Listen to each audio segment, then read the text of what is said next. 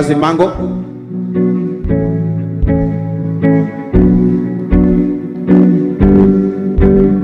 जो कुछ आज मैं सुनूं, फलों को लेके आऊं।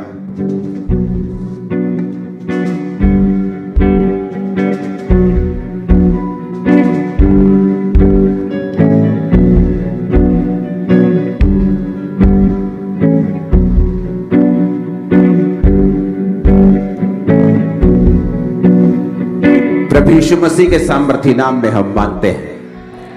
इसकी आवाज को यहां बैठे में सेट करो, इनकी आवाज ज्यादा लगती है। अपने हाथों को उठाओ, मैच करो, आवाज मैच नहीं हो रही। खुदाबंद से बात करो, परमेश्वर तेरा वचन अब मैं सुनूं और 100 गुना फलों को लेके आऊं। मांगो ऊंची आवाज में।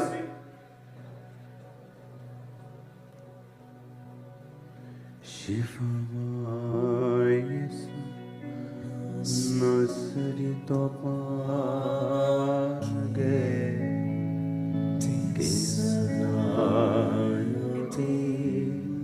सदाय शिवाय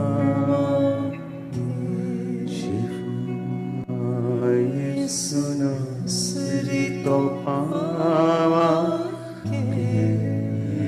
सदाय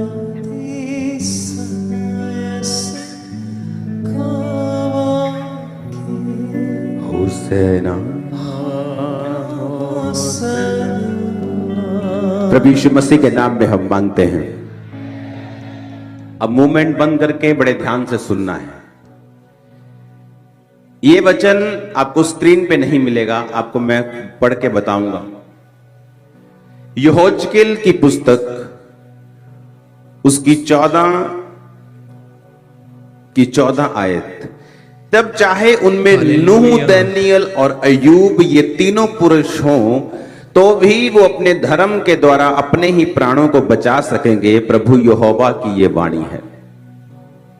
पुराने नियम में, नए नियम में आपने नबियों को, आपने परमेश्वर के प्रेरितों को, नए नियम में, पुराने नियम में नबियों को, नए नियम में प्रेरितों को, और परमेश्वर ने भी कई लोग बाइबल में ऐसे हैं जिनका नाम ले लेकर एग्जाम्पल्स दी हैं।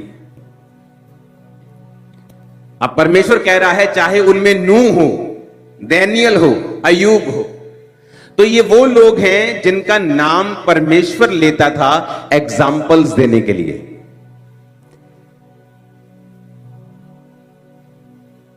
कि नूह परमेश्वर इतना लाइक करता था कि उस दौर में इतने लोग, सब मान लो उस समय की पॉपुलेशन 20 करोड़ थी या 25 करोड़ थी या 40-50 करोड़ थी पूरी दुनिया की। बाइबल कहती है सिर्फ नूह था जो परमेश्वर में चल रहा था। इमेजिन करो परसेंटेज। और बाइबल कहती है परमेश्वर के अनुग्रह की दृष्टि नूह के ऊपर बनी रही। अगर आप दानियल की बात करें तो बाइबल कहती है कि दानियल जब राजा के द्वारा पकड़ लिया गया और उसके लिए भोजन ठहराया गया कि इन लोगों को दारू पिलाओ, इन लोगों को मीट खिलाओ, ये वाला खाना खिलाकर इनको शिक्षा दो और उसके बाद मेरे सामने हाजिर करो, तो बाइबल कहती है दानियल ने वो खाना खाने के लिए मना कर दिया था जो बाइबल में मना हुआ था। कि बाइबल में मना थे कुछ मीट, कुछ खाने, कुछ चीजें जो मना थी और दानियल ने उसे खाने के लिए मना कर दिया था। इसका बेस कम करो। अब मैं आपसे एक बात बोलना चाहता हूं। आज हम एक बंदे की अगर एग्जाम्पल ले लें, अगर हम दानियल की एग्जाम्पल ले लें, चाहे हम अय्यूब की एग्जाम्पल ले लें, चाहे नूह की एग्जाम्पल ले लें, तो क्यों परमेश्वर उनका नाम लेता था?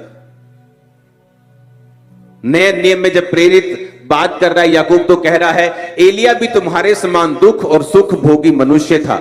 जब उसने गिड़गिड़ाकर प्रार्थना की कि मेघ ना बरसे, बारिश ना आए, तो बारिश नहीं आई। वो भी जो प्रेरित था वो भी किसी बंदे का नाम लेकर तुम्हें समझा रहा था। तो ऐसे ये कौन से व्यक्ति थे, इनमें क्या खासियत थी कि परमेश्वर, नबी, प्रेरित इनका नाम लेकर लोगों को समझाते थे, इनकी एग्जाम्पल देकर समझाते थे। हालेलुया। दानियल 1 उसकी 1 से 7 स्क्रीन के ऊपर हम पढ़ेंगे। उसमें लिखा है कि यहूदा के राजा यहोयाकीम के राज्य के 3रे वर्ष में बेबुलीन के राजा नबूकदनेस्सर ने यरूशलेम पर चढ़ाई कर उसको घेर लिया। तब परमेश्वर ने यहूदा के राजा यहोयाकीम को परमेश्वर के भवन के कई पात्रों सहित उसके हाथ में कर दिया और उन पात्रों को शिनार देश में उसने अपने देवता के मंदिर में ले जाकर अपने देवता के भंडार में रख दिया। तब उस राजा ने अपने खोजों के प्रधान अशनपज को आज्ञा दी कि इजरायली राजपुत्रों, उसने अपने खोजों के प्रधान कि इजरायली जो राजपुत्र हैं, यानी जो किंग्स का वंश है, जो राजाओं का वंश है, उनके बीच में से और प्रतिष्ठित पुरुष हैं, जो गृह मंत्री हैं, फाइनेंस मिनिस्टर हैं, ऐसे लोगों के बेटों को लेके आ, उनके बच्चों को लेके आ। फिर क्या करना उनके साथ? निर्दोष, सुंदर, सब प्रकार की बुद्धि में प्रवीण, ज्ञान में निपुण, विद्वान, राज मंदिर में हाजिर रहने के योग्य हों और उन्हें कसदियों के शास्त्र और भाषा की शिक्षा दे। राजा ने कहा कि उनको निर्दोष हो, जवान हो, सुंदर हो, बुद्धि में तेज हो, ज्ञान में निपुण हो, विद्वान हो, राजा के वंश के हों, प्रतिष्ठित पुरुषों के बच्चे हों, उनको लेके आ और उन्हें क्या कर? उन्हें शिक्षा दे, हमारे शास्त्रों की शिक्षा दे, हमारी भाषा की शिक्षा दे। राजा ने आज्ञा दी कि उनके भोजन और पीने के शराब, दाख मधु में से उन्हें प्रतिदिन खाने पीने को दिया जाए। इस प्रकार 3 साल तक उनका पालन पोषण होता रहे, तब उसके बाद वो राजा के सामने हाजिर किए जाएं। 3 साल क्यों कहा? बाइबल जब आप पढ़ते हैं तो बाइबल में नंबर्स के मीनिंग्स हैं। आज मैं डीप नंबर के मीनिंग्स में नहीं जाऊंगा, लेकिन मैं आपको कुछ कुछ बताऊंगा ताकि वो इंपार्टेशन आपकी लाइफ में हो। जब आप बाइबल पढ़े तो आपको पवित्र आत्मा समझाए, क्योंकि जब आप जिस चर्च में जाते हैं उस चर्च का जो मसा है और जो उस चर्च की जो रेवलेशन है और बाइबल पढ़ने की जो बुद्धि और शक्ति है, आपकी लाइफ पर भी वो एंटर करती है। 3 साल जब आप देखेंगे बाइबल में, 3 का एक महत्व है। बाइबल कहती है जब आप मसीह में आते हैं ना, पहले साल और दूसरे साल आपका सबसे कठिन टाइम होता है। और बाइबल कहती है 1 और 2 साल के जो बच्चे थे वो राजा हेरोदेस ने मरवा दिए थे। मसीह में आने के बाद अगर आपने 3 वर्ष काट लिए, मैं आपको बता सकता हूं कि आपकी बड़ी हाई परसेंटेज होगी उन लोगों की जो 3 साल अगर आपने काट लिए मसीह में और आपने जीत लिया, आप कभी बैकस्लाइड नहीं होगे 3 साल के बाद। Mostly big number of percentage जिसने 3 साल काट लिए। पहले साल शैतान आप लोगों को तंग करता है, उसने मुझे बहुत तंग किया। मसीह में आने के पहले साल में ही मैं इतनी ज्यादा परीक्षा में चला गया कि मसीह में आने से पहले मेरी मुसीबतें कम थी कई चीजों की, और मसीह में आने के बाद वो एक्स्ट्रा हो गई थी, बढ़ गई थी, 10 गुना बढ़ गई थी कई। तो शैतान को मालूम था अगर इसे अभी नहीं मारा तो बाद में मरेगा नहीं। तो वो जब बचपन में आप होते हैं, छोटे बच्चे होते हैं मसीह में, वो आपको मारने की कोशिश करता है, बहुत अटैक करता है, बहुत खिलाफत करता है। फैमिली खिलाफ हो जाएगी, पैसे में कमी हो जाएगी, शरीर बीमार हो जाएगा, दुष्ट आत्मा अटैक करेगी। लेकिन जब आप 1 साल काटते हैं, 2 साल काट लेते हैं, 3 साल काट लेते हैं, 3 साल के बाद सिचुएशन आसान होनी शुरू हो जाती है, डाउन होने शुरू हो जाते हैं, अटैक, गवाहियां बननी शुरू हो जाती हैं, आप बढ़ना शुरू हो जाते हैं। तो 3 का महत्व यह है। हमेशा याद रखो, अगर आपको मसीह में आए 1 साल हुआ है, 2 साल हुआ है, आप सही तरह से चलते जा रहे हैं, वेट करो। जब आपके 3 साल कंप्लीट हो गए, परमेश्वर आपको बड़ी निशानियां देगा, ब्लेस करेगा। आमीन। अब उसने कहा कि 3 साल पालन पोषण करके वो राजा के सामने लेके आओ।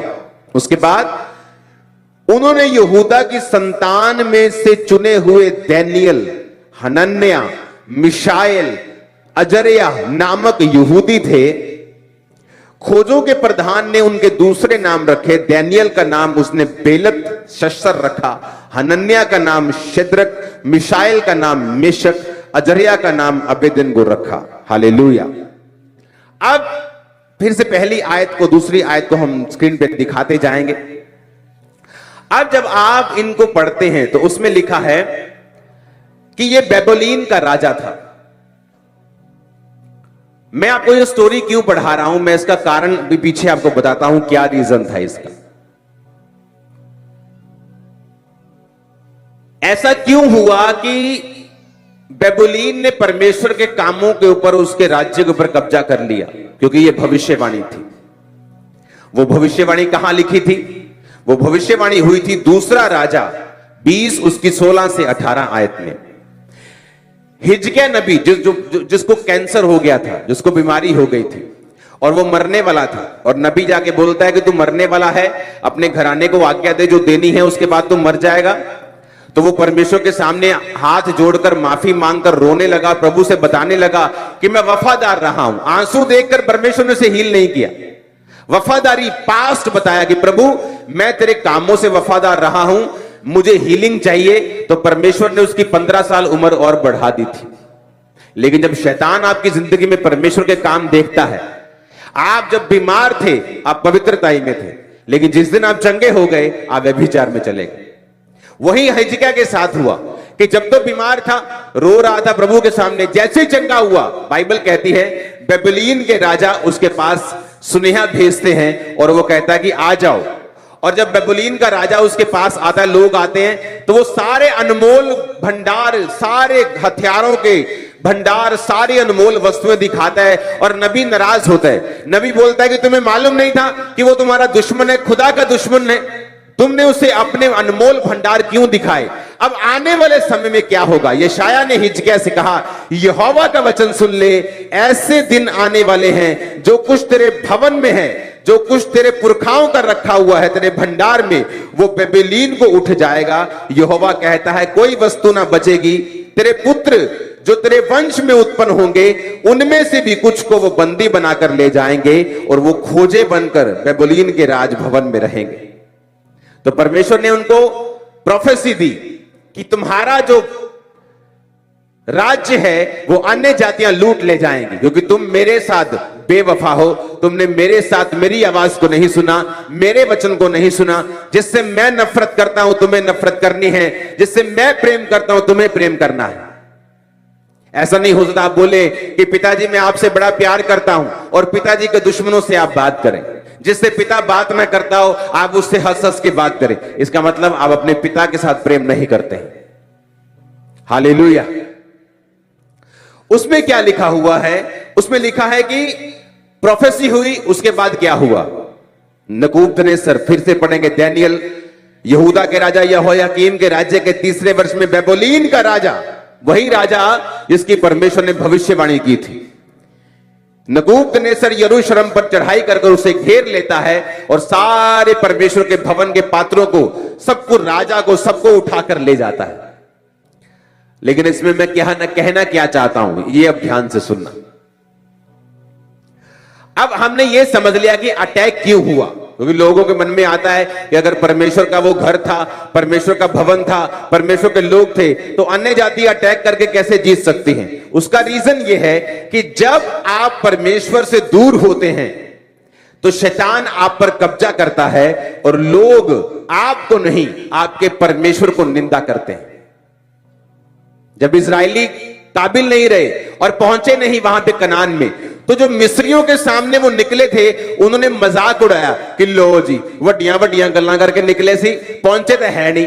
पर उन्होंने ये नहीं देखा कि इजरायलियों ने रास्ते में व्यभिचार किया, बछड़ों की पूजा की, क्या क्या उन्होंने नहीं किया। नबियों के खिलाफ, परमेश्वर के दासों के खिलाफ कुड़कुड़ाए, सब पाप किए, और परमेश्वर ने वहां नहीं भेजा जहां उन्हें बुलाया गया था भेजने के लिए। आप जानते हैं एक बात परमेश्वर ने मुझसे क्या कही आप लोगों के लिए इस आज के दिन के लिए? आप जानते हैं परमेश्वर मैं आपको क्या बोल रहा हूं, ध्यान से समझना और लिख लेना इसको। लोग इंतजार कर रहे हैं आपके फेल होने का, आपको मालूम नहीं, वो वेट कर रहे हैं आपके फेल होने का, इंतजार कर रहे हैं आपके फेल होने का, क्योंकि जो वो बोलना चाहते हैं वो लीगलाइज नहीं हो सकता, लोग उसे स्वीकार नहीं करेंगे। लेकिन जब आप फेल हो जाएंगे वो बोलेंगे देखा हमने तो पहले ही कहा था, ये बंदा ऐसा है, ये चोर है, ये फलाना है, ये ढमकाना है। लेकिन तुम फेल तो पाप की वजह से हुए, उस वजह से नहीं जो लोग बोल रहे हैं। ध्यान से मेरी बात को समझना।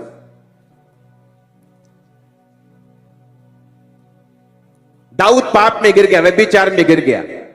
जब वो जा रहा था अब कारण तो व्यभिचार है, जब व्यभिचार में गिरा उसके बच्चे उसका घराना उसके खिलाफ हो गया, वो सारी चीजें व्यभिचार के कारण हुई। और हित्ती उरिया के दाऊद ने उसको मरवा दिया जानबूझ के, युद्ध में आगे रखे, वो उसके कारण हुआ। लेकिन दाऊद जब जा रहा था तो बाइबल कहती है कि व्यक्ति उसे श्राप देकर कोसने के लिए आया, हे ओछे इसलिए तू मुसीबत में फंसा है क्योंकि तूने किसको मरवाया था?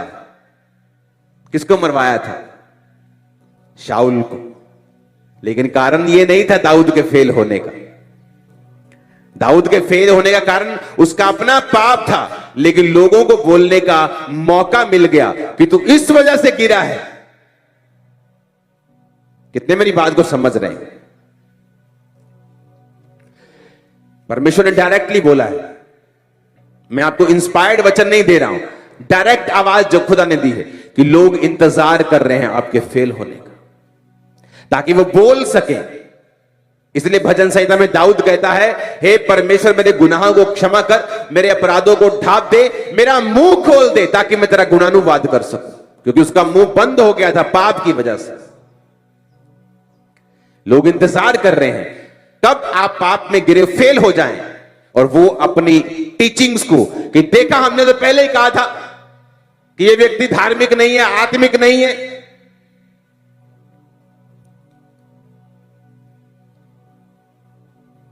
अब बात यह है, मैं क्यों कह रहा था कि परमेश्वर नूह का नाम क्यों लेता है, डैनियल का नाम क्यों लेता है, अय्यूब का नाम क्यों लेता है, एलिया का नाम, क्या खासियत है इन लोगों में कि वो इनका नाम लेके आपको मुझको समझाता है, प्रेरित समझाते हैं, लोग समझाते हैं। इंडिया टीम ने 10 मैच में से 10 मैच जीते कि नहीं जीते? हाँ, सारे मैचों पे कब्जा कर लिया। कोई टीम ऐसे लगता है कि सब बच्चे हैं इंडिया टीम के, कोई खेल ही नहीं रहा था उनके सामने। फाइनल में वो हार गए। इंटरनेट देखो क्या बोलता है उनके लिए, सब कमियां गिना रहे हैं। और 10 मैच में वो कहां थे? कहीं नहीं थे, चुप करके बैठे थे, क्योंकि जो नफरत थी वो उनके दिलों में थी। लोगों के दिलों में है नफरत, नेगेटिविटी, लेकिन उसे बाहर नहीं निकाल सकते जब तक आप सक्सेसफुल हो रहे हैं। और ये कोई मैच नहीं है जहां मालूम नहीं आप जीतेंगे कि शैतान जीतेगा। ये फिक्स मैच है जहां आप ही जीतेंगे इन जीसस ने। ये फिक्स मैच है, वो फिक्स नहीं था, कोई भी जीत सकता था, इंडिया ऑस्ट्रेलिया, बट ये फिक्स मैच है, फिक्सिंग हो चुकी है कि तुम ही जीतोगे। एक ही चीज है जो तुम्हें हराएगी, तुम्हारे शरीर के काम, शैतान नहीं, विरोधी नहीं, शत्रु नहीं, उनकी प्लानिंग नहीं, उनकी प्लॉटिंग नहीं। वो प्लान कर ले, प्लॉट कर ले, तुम्हारे खिलाफ बोल रहे, शर्मिंदा होंगे और तुम्हें 10 गुना बढ़ता हुआ देखें। वो कुछ नहीं कर सकते, कुछ नहीं, नथिंग, वो जीरो है खुदा के सामने। तुम कोई पॉलिटिशियन नहीं है, कोई तुमको लोगों ने खड़ा किया है और लोग तुम्हें नीचा कर देंगे। तुम्हें खुदा ने खड़ा किया है और वो तुम्हें खड़ा रखेगा इन जीसस नेम। हालेलुया। आपने यहाँ तक वचन सुना, ये बहुत अच्छी बात है। आप यहाँ तक वीडियो में रुके रहे, वचन को सुनते रहे, ये बहुत आत्मिक बात है मेरे प्रियो। इससे आगे भी आप और ज्यादा गहरे भेदों को, परमेश्वर के गहरे भेदों को समझने पाओगे। आप और ज्यादा अपने जीवन में खुदाबंद की आशीष से लेने पाओगे। आप ऐसे ही रेगुलर इस वीडियो को वॉच करते रहें, क्योंकि इसके आखिरी में आपको बहुत ज्यादा परमेश्वर के आत्मा से भरे हुए वचन मिलने पाएंगे। हालेलुया, आमीन, आमीन। लेकिन वो वेट कर रहे हैं कि तुम एक गलती करो और उसके बाद वो अपनी भड़ास को निकाल सके। अब हर व्यक्ति इंडिया टीम के लिए अपना लेक्चर दे रहा है। वो लेक्चर कहां था जब वो 10 मैच जीत रहे थे? वो लेक्चर नहीं था। लेकिन जैसे ही आप फेल हुए, विरोधियों को मौका मिला अपने दिल की भड़ास को निकालने का। ये कमी थी, ये घमंडी है, ये फलाना है, अब वो कुछ भी बोल सकते हैं क्योंकि मौका मिल गया। क्योंकि नेगेटिविटी लोगों के हार्ट में है। आज लोग उतना पॉजिटिव नहीं हैं जितने नेगेटिव हैं। आज विरोधी आपको देख रहे हैं, आपकी सक्सेस से जलने वाले लोग ज्यादा हैं। और वो क्या वेट कर रहे हैं कि कुछ हो जहां उन्हें बोलने का मौका मिले। मैं आपको खुदाबंद की इस कुर्सी में बैठा हुआ बता रहा हूं, भविष्यवाणी कर रहा हूं, वो सारी उम्र वेट करके मर जाएंगे, मौका नहीं मिलेगा इन जीसस ने, यीशु का नाम है। आमीन। आपके हाथ में है ये। विरोधी के हाथ में नहीं है। थैंक गॉड, आपके हाथ में, मेरे हाथ में। कैसे, मैं आपको बताता हूं। जब उस लाइन को पढ़ेंगे, तीसरी आयत को, उस राजा ने अपने खोजों के प्रधान, खोजे कौन होते थे मालूम है? अब मैं आपको स्टोरी बताता हूं। अब राजे को अपनी रानियों की रक्षा करनी है। अब राजे की रानियां होती थी 100, 50, 40, 35। अब एक पत्नी तो नहीं है आज के टाइम की तरह कि उसे सब कुछ अपनी पत्नी का मालूम है, वो इकट्ठे रह रहे हैं। तो रानियां होती थी 100, तो मालूम नहीं था कौन सी रानी क्या कर रही है। तो उनकी रक्षा के लिए और उनकी सुरक्षा के लिए और उनकी देखभाल के लिए उन्हें वो बंदे चाहिए होते थे जो शारीरिक रूप से मजबूत हों।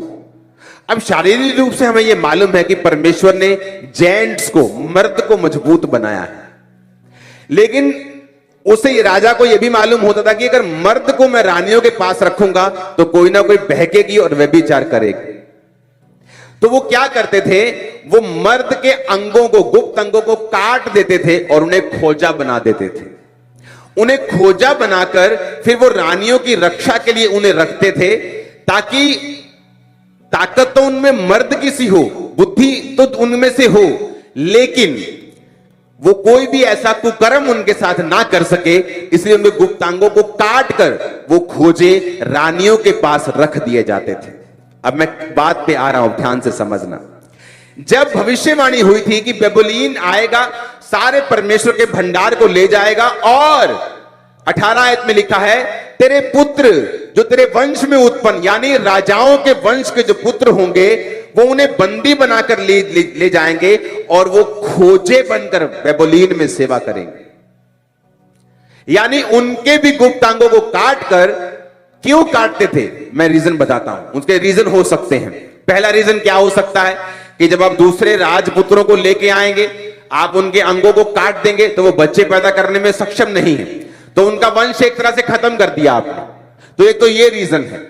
दूसरा रीजन ये है कि जब आप वो सेवा में काम करेंगे तो वो एक मन होके करेंगे। उन्हें मालूम है ना मेरा बाप, ना मेरी मां, ना मेरे बच्चे होने, ना मेरी पत्नी, तो मैं किसके लिए पैसा इकट्ठा करूं, किसके लिए मैं फालतू रिश्वतें लूं, किसके लिए मैं राजा के साथ बुरे गोष्ठी करूं, गद्दारी करूं। मैं यूं तो मुझे खाना पीना रहना सब अच्छा मिल रहा है, गवर्नमेंट जॉब है। तो उनके दिमाग को फोकस करने के लिए वो ये काम करते थे। अब मैं आपको तीसरी बात बताता हूं। आप इतिहास पढ़ लो, आप पूरी बाइबल खोज लो, आपको उन्हीं लोगों के नाम, मैं कह रहा हूं एक भी नाम पूरी बाइबल में, हजारों सालों की हिस्ट्री में एक भी नाम आपको ऐसा नहीं मिलेगा जिस व्यक्ति के अंदर सेक्सुअल सिन की कमजोरी हो, जिसका व्यभिचार कंट्रोल में ना हो और उसे परमेश्वर ने बड़े काम के लिए इस्तेमाल किया हो, उसे विजन, दर्शन दिए हो, वो लंबा चला हो। एक भी नहीं। क्यों परमेश्वर डैनियल का नाम ले रहा है मालूम? क्योंकि डैनियल जो था व्यभिचार के पाप से कोसों दूर था। या तो वो खोजा बना के अलग कर दिया गया था, उसे मालूम था। अब वो तो खोजा था। पौलुस को देखो, वो खोजा नहीं था, वो मर्द था पूरा, लेकिन मैरिज नहीं की उसने। और अगर आप देखेंगे वो हेवन में गया, उसने दर्शन देखे, उसने विजन देखे। या जो लोग मैरिड थे और परमेश्वर ने उन्हें दर्शन दिए, वो सिर्फ अपनी वाइफ या अपने हस्बैंड के साथ ही वफादार थे और उन्होंने कहीं भी अपना मुंह काला नहीं किया। जिन्होंने इस पाप के ऊपर कब्जा नहीं किया, मैं आपको बता रहा हूं, परमेश्वर ने कभी भी उन्हें ज्यादा इस्तेमाल नहीं किया, ना ही उन्हें दर्शन दिए हैं, ना ही उनके दिमाग को खोला है, ना ही अपने भेदों को उन लोगों के ऊपर जाहिर किया है। पूरी बाइबल खोल के देख लो। डैनियल हो सकता है, यह 100% श्योर नहीं है, लेकिन भविष्यवाणी के अनुसार जो की गई थी, यह पॉसिबिलिटी है, क्योंकि ना तो उसकी पत्नी का जिक्र है ना बच्चों का जिक्र है, कि हो सकता है वो खोजा बना दिया गया हो। पौलुस क्या कहता है? अगर तेरे पत्नी है तो उससे अलग ना हो, अगर पत्नी नहीं तो उसकी खोज न कर। अगर मैरिड है तो अपनी पत्नी का ही हक पूरा कर, उससे अलग ना हो। अगर अनमैरिड है तो परमेश्वर को खुश करने की कोशिश कर। क्यों वो कह रहा है? क्योंकि जितने लोग आपको व्यभिचार के पाप में मिलेंगे वो कभी भी परमेश्वर से डिवाइन विजन, दर्शन नहीं ले सकते और कभी भी आत्मिक लाइफ में आगे नहीं बढ़ सकते। कितने मेरी बात को समझ रहे हैं? और शैतान सबसे बड़ा धोखा इसी लाइन में लोगों को दे रहा है। आप फेसबुक उठा के देख लो, आपको नंगी औरतें आराम से मिल जाएंगी। आप जस्ट अपना काम भी करेंगे, आपको नंगी औरतें वहां मिलेंगी। क्यों? शैतान बुरी कोशिश कर रहा है मैनकाइंड को इस पाप में घुसाने की। जो नंगे जो कपड़े आज से 15 साल पहले ब्लू मूवीज में दिखाते थे, अब वो लोगों के नॉर्मल कपड़े हो चुके हैं। अगर आप देखेंगे इंटरनेट, क्यों? शैतान चाहता आप इस सिन में घुसें, आप इस पाप में घुसें और वो उस डिवाइन विजन को, लाइट को, रोशनी को, अगुवाई को, ग्रेस को आपकी लाइफ पर ब्लॉक करे और आप सिर्फ नाम के मसीही हो।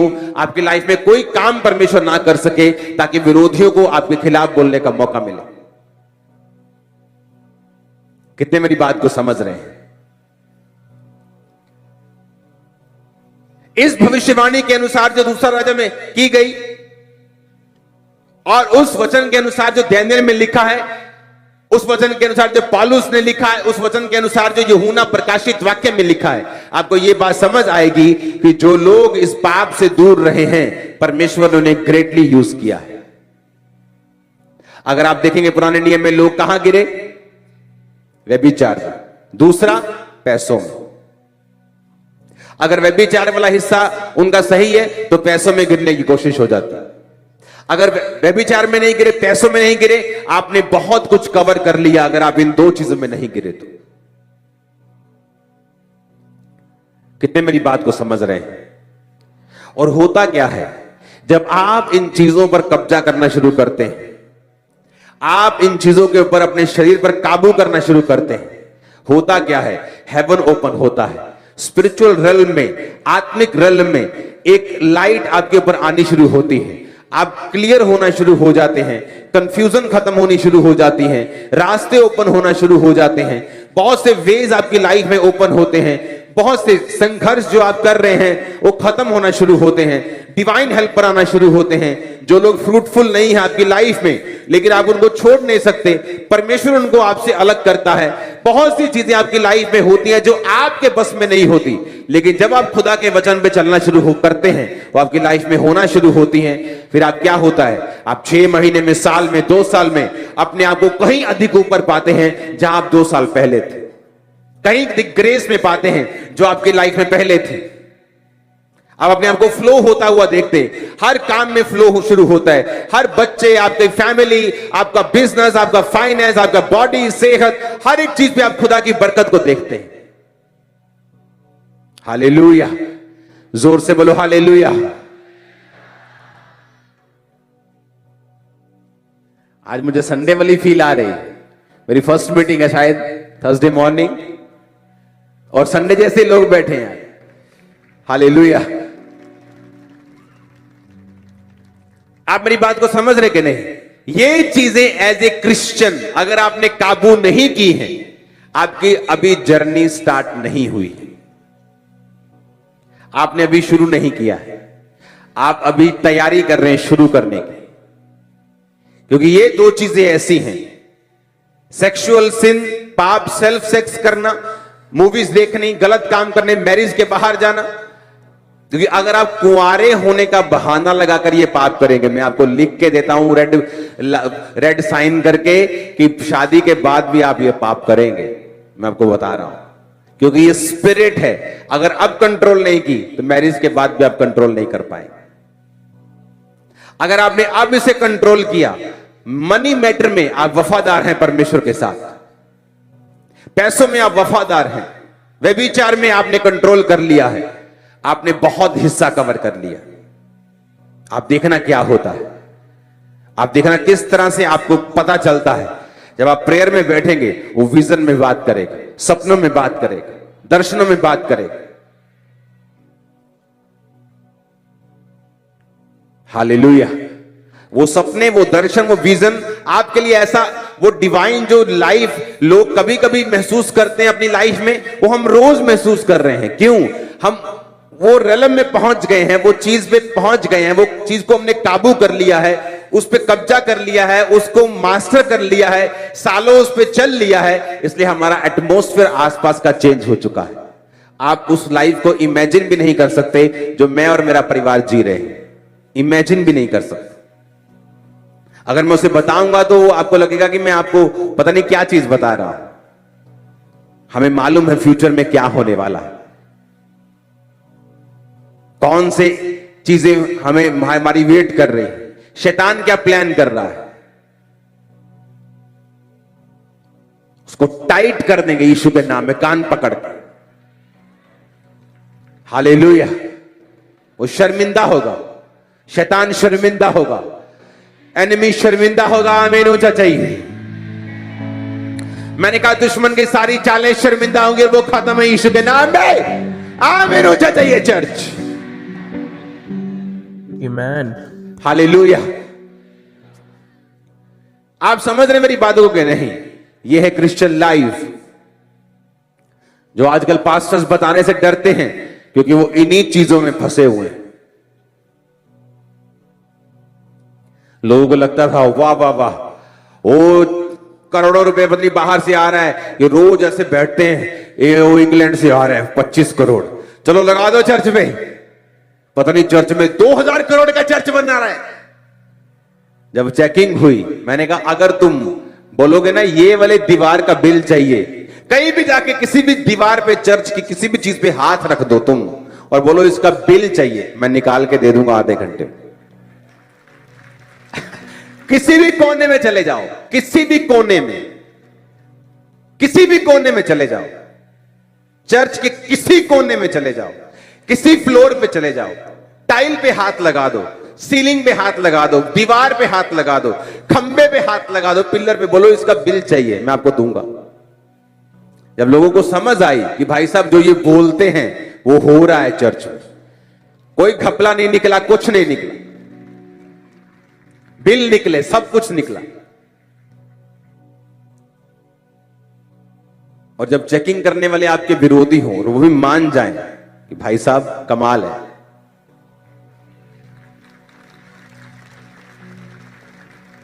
हालेलुया। अगर आपने व्यभिचार और पैसा इन दोनों पे मास्टर कर लिया, आपने कब्जा कर लिया, इसलिए इस सेवकाई में लोगों ने व्यभिचार किया, मैंने निकाल दिया। मैंने कहा अपने नाम के आगे तुम पास्टर भी नहीं लगा सकते, तुम कहीं और जाओ, वो तुम्हें बिशप बोलते हैं, मुझे कोई प्रॉब्लम नहीं, लेकिन यहां नहीं हो सकता। मेरा स्टैंडर्ड है खुदा के वचन के मुताबिक इस मिनिस्ट्री का। व्यभिचार में तुम कमजोर हो, पैसे में कमजोर हो, तुम यहां का हिस्सा नहीं हो सकते, इस विजन का हिस्सा नहीं हो सकते। मुझे वही लोग चाहिए जो मेरे जैसे हो, ताकि मैं बोझ उठा सकूं, काम कर सकूं। इसलिए अनइमेजिनेबल ग्रोथ है चर्च की। लोग समझ नहीं पा रहे हो क्या रहा है, और देखो आगे होता है क्या।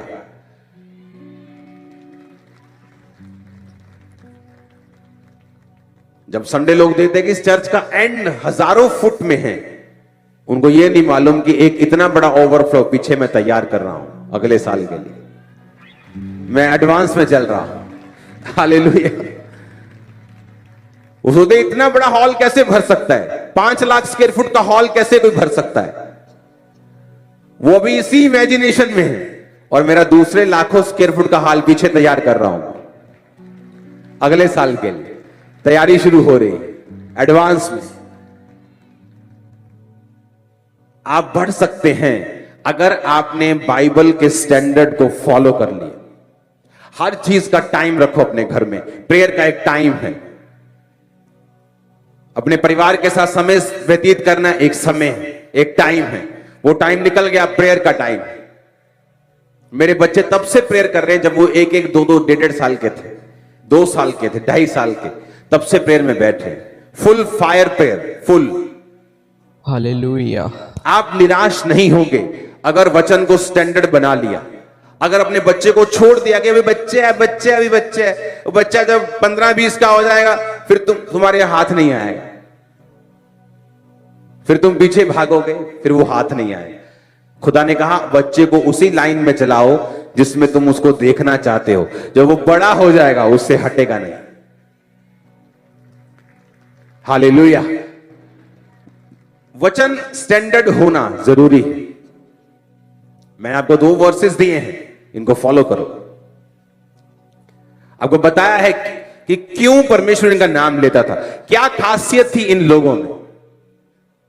परमेश्वर क्या एक्सपेक्ट करता है आप लोगों से, मुझसे, कलीसिया से, नए लोगों से, पुराने लोगों से, क्या एक्सपेक्ट करता है, मैंने आपको बताया। अगर आपने इन चीजों के ऊपर मास्टर कर लिया, आप अपनी लाइफ को इजी होता देखेंगे। एवरी ईयर इजी होगे, हर मंथ इजी होगे, लाइफ इजी के बाद इजी के बाद इजी होती जाएगी, आसान होती जाएगी। ब्लेसिंग